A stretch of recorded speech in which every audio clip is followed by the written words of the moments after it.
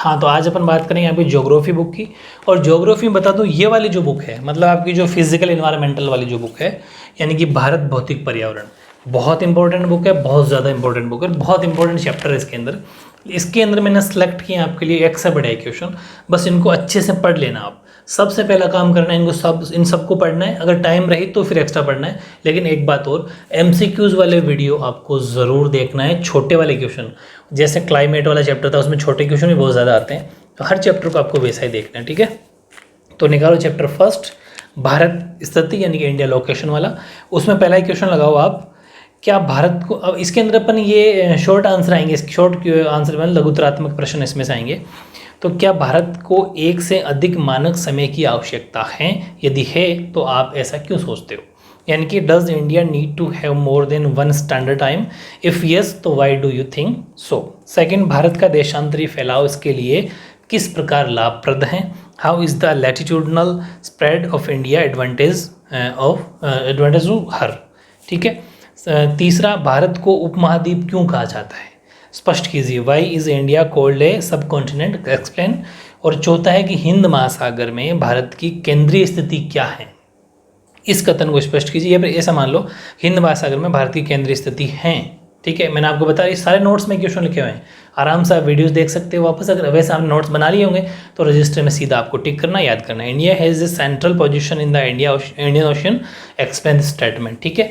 ऐसे ही question number अगला है पाँचवा, कि मानक यामत्र के उपयोग का उल्लेख कीजिए। Mention the use of standard meridian. और लास्ट छठा क्वेश्चन है इसका, कि भारत की मुख्य भूमि के विस्तार का उल्लेख कीजिए। मतलब भारत की मुख्य भूमि कितनी है? मैंने आपको फर्स्ट वीडियो जो बेसिक इंट्रोडक्शन का बताया था ज्योग्राफी का, उसमें बहुत अच्छे से आपको इंडिया का मैप बना के बता रखा है। तो उस इंडिया वाले मैप को जाके भी रीड कर सकते हो, फिर से रिवाइज कर सकते हो, तो आपको सारी बातें क्लियर हो जाएगी। और आपको ये भी बताना है कि भारत की अवस्थिति कहाँ है, मतलब वर्ल्ड के मैप में इंडिया कहाँ पर है, लोकेशन बतानी है, और उसका एरिया कितना है। यानी कि mention the extent of mainland of India, मतलब ज़मीन कितनी है उसका बताना है। और ऑल्सो उसके बाद में आपको ये बताना है also the location and it's area of India, ठीक है। ये था आपका चैप्टर फर्स्ट। इसमें लॉन्ग क्वेश्चन आने के चांस बिल्कुल नहीं है, बस ये जो 6 क्वेश्चन अगर आपने अच्छे से पढ़ लिए तो इनके बाहर कुछ नहीं जाना, ठीक।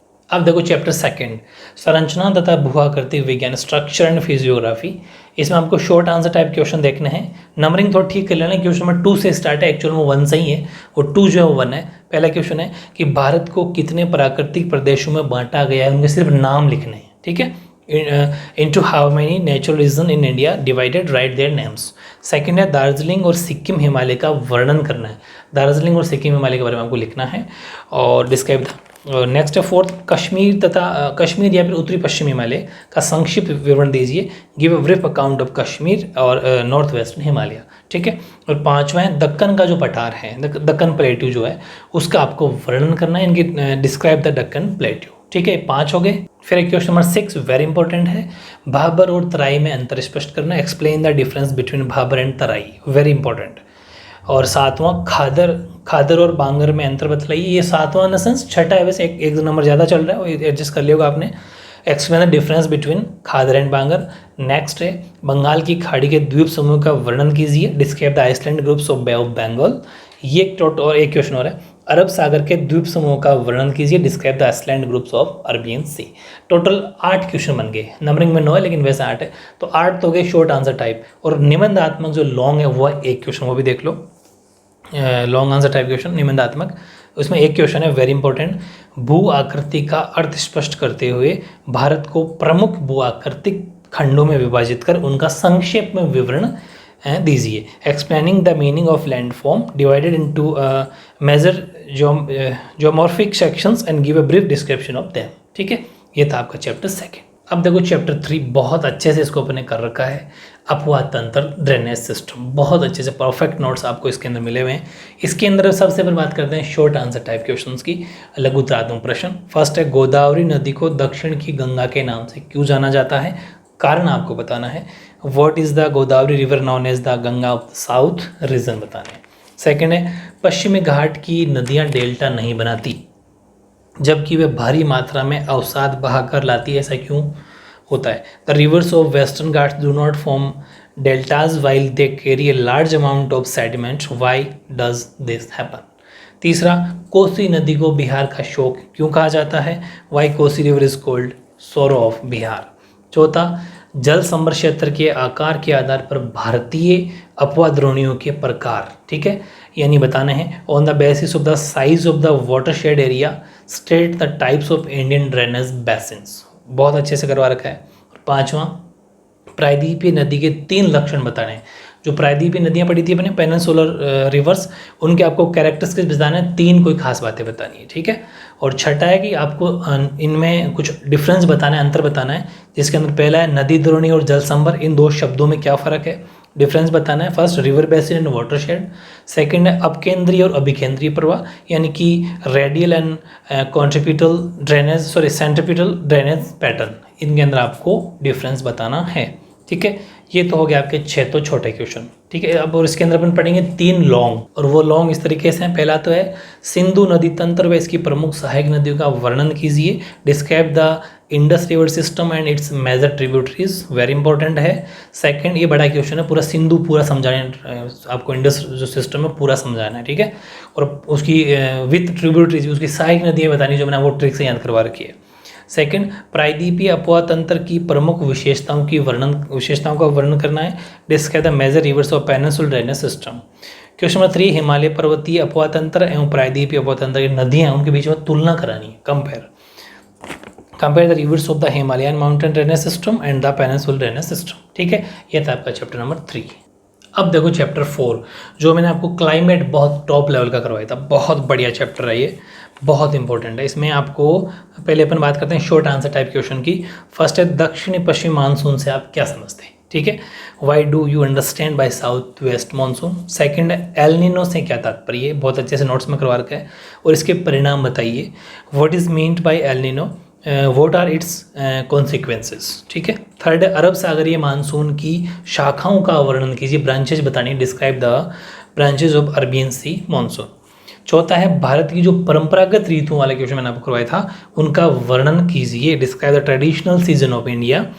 और पांचवें, भूमंडलीय तापन से आप क्या समझते हैं, इसके 4 प्रभाव बताइए। What do you understand by global warming, mention it's 4 effects, ठीक है। अब देखो इसमें छठा, ग्रीष्म ऋतु में जो आने वाले तूफान है, मैंने आपको अलग से नोट्स लिखवाए थे, उसके अंदर आपको 4 के बारे में, storms of hot weather season like आम्र वर्षा यानी कि मैंगो शावर, फूलों वाली बौछार यानी कि ब्लूजम शावर, या फिर ब्लॉसम शावर, या फिर काल वैशाखी यानी कि नॉर्वेस्टर्स, और लू, इन सब के 4 के बारे में आपको डिस्क्राइब करना है, वर्णन करना है, वेरी वेरी इंपॉर्टेंट क्वेश्चन है ये। सातवां, मानसून प्रस्फोट से आप क्या समझते हैं, या आपका क्या अभिप्राय है। भारत में सबसे अधिक वर्षा प्राप्त करने वाले स्थान भी साथ में आपको लिखना है। What is meant by bursting of monsoon, name the place of India which gets the highest rainfall, वो जगह जो अपने मौसिन राम वगैरह लिखे था ना, वो मौसिन राम सब जगह लिख देना, 1-2 मेघालय हिल्स वाला वो हो जाएगा, ठीक है। तो ये 7 क्वेश्चन तो आपको लघुतरात्मक यानी शॉर्ट आंसर टाइप है, और 4 क्वेश्चन वेरी इंपॉर्टेंट, क्योंकि बड़ा चैप्टर है, लॉन्ग वाले हैं, ठीक है। तो उसमें फर्स्ट देखो लॉन्ग में, भारत की जलवायु को प्रभावित करने वाले कारकों का वर्णन कीजिए, बहुत इंपॉर्टेंट है, बहुत इंपॉर्टेंट है, मैंने आपको इजीली बता दिया। Describe the factors affecting the climate of India. Second, Koppen, बहुत इंपॉर्टेंट, कोपेन मैंने आपको अलग वीडियो बना के बता दिया इसके बारे में। कोपेन के अनुसार भारत की जलवायु के प्रकार तथा जलवायु प्रदेश बताइए। According to Koppen state the types of climate and climatic regions of India. तीसरा, भारत की अर्थव्यवस्था पर मानसूनी जलवायु के प्रभाव बताइए, यानी कि state the effects of monsoon climate on the economy of India. और फोर्थ लॉन्ग है कि जलवायु में एक प्रकार का ऐक्य होते हुए, मैंने आपको ऐसा कैसे क्वेश्चन लिखवाया है, भारत की जलवायु में क्षेत्रीय विभिन्नताएं पाई जाती, क्या कारण है, उपयुक्त उदाहरण देते हुए आपको बताना है। यानी कि notwithstanding the broad climatic unity, the climate of India has many regional variations, तो elaborate this statement giving suitable examples, ठीक है। ये था आपका बहुत टॉप लेवल का बड़ा क्वेश्चन चैप्टर नंबर 4। अब देखते हैं चैप्टर नंबर 5, जिसका नाम है प्राकृतिक वनस्पति, नेचुरल वेजिटेशंस, काफ़ी इंपॉर्टेंट चैप्टर है। फर्स्ट है, भारत की वन नीति के प्रमुख उद्देश्य बताइए। कौन से क्वेश्चन लगा रहे हैं अपन, शॉर्ट आंसर टाइप क्वेश्चन, यानी कि लघुतरात्मक का पहला है ये, state the main objective of the forest policy of India. Second है, जलवायु की किन परिस्थितियों में सदाबहार वन उगते हैं, इन वनों की विशेषताएं बताते हुए इनमें पाए जाने वाले प्रमुख वृक्षों के नाम भी आपको लिखने हैं। Under what climatic conditions of evergreen forest grow, explaining the characteristics of these forests, write names of the main trees found in them. तीसरा है ऊंचाई के आधार पर हिमालय क्षेत्र की वन पेटियों का उल्लेख करना है। Mention the forest belts of the Himalayan region on the basis of altitude. Altitude बोल लो चाहे हाइट बोल दो, एक ही बात है, ठीक है। क्वेश्चन नंबर 4 है राष्ट्रीय उद्यान तथा अभ्यारण्य, दो शब्द है, ध्यान रखना दोनों में क्या अंतर है। तो difference between national park and sanctuary, spelling ठीक लेना हो, SANCTUARY। और अब देखते हैं भाई 4 क्वेश्चन थे इसमें। अब अपन देखते हैं लॉन्ग के अंदर फर्स्ट है प्राकृतिक वनस्पति किसे कहते हैं। भारत में वनों के विभिन्न प्रकारों का विस्तार से वर्णन कीजिए। What is the natural vegetations called, describe the different types of forest in India, ठीक है, वेरी इंपॉर्टेंट है। सेकंड है भारत में वन्य प्राणियों की संख्या कम होने के बावजूद भी या कम होने के क्या कारण है तथा वन्य प्राणी संरक्षण का उल्लेख कीजिए। State the main reason for the decrease in the number of wild animals in India and mention wildlife conservations.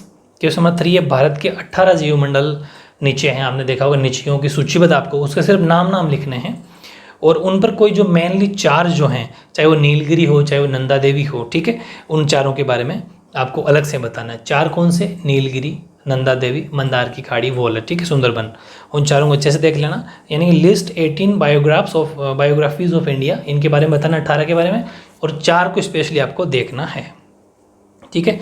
और चौथा है वन संरक्षण के लिए क्या कदम उठाए गए हैं, लास्ट क्वेश्चन है what steps have been taken up to conserve forest, हमारी सरकार क्या कदम उठा रही है वनों को बचाने के लिए, वो इसमें हो जाएगा, ठीक है। ये था आपका चैप्टर नंबर 5। तो इस तरीके से इन क्वेश्चन को बहुत ही अच्छे से पढ़ लेना, मेरी बात मान के चलना है।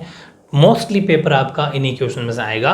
कुछ और चैप्टर जो बच गए उनके जल्दी आपको और बता देंगे, सेकंड बुक के बता देंगे, पॉलिटी के भी जल्द मोस्ट इंपॉर्टेंट क्वेश्चन आ रहे हैं, क्योंकि अब टाइम वही है, रिवीजन का टाइम है, तो इनको जल्दी से देखो, ये हो जाए तो फिर कुछ एक्स्ट्रा चलो। और MCQs वाला जो टेस्ट है हमेशा दिया करो, नहीं दोगे तो पछताओगे। कम से कम 15 से 20 नंबर आपके MCQs में तैयार हो जाएंगे। उनमें क्या होगा कि आपके आंसर होते हैं और जो वन लाइनर क्वेश्चन है वहीं से आपके तैयार होने वाले हैं, ठीक है। तो इन क्वेश्चन को बहुत ज़्यादा सीरियसली, बहुत ज़्यादा मोस्ट लेते हुए आपको प्रैक्टिस करनी है, ठीक है। बाकी आपको आपके एग्जाम के लिए ऑल द बेस्ट।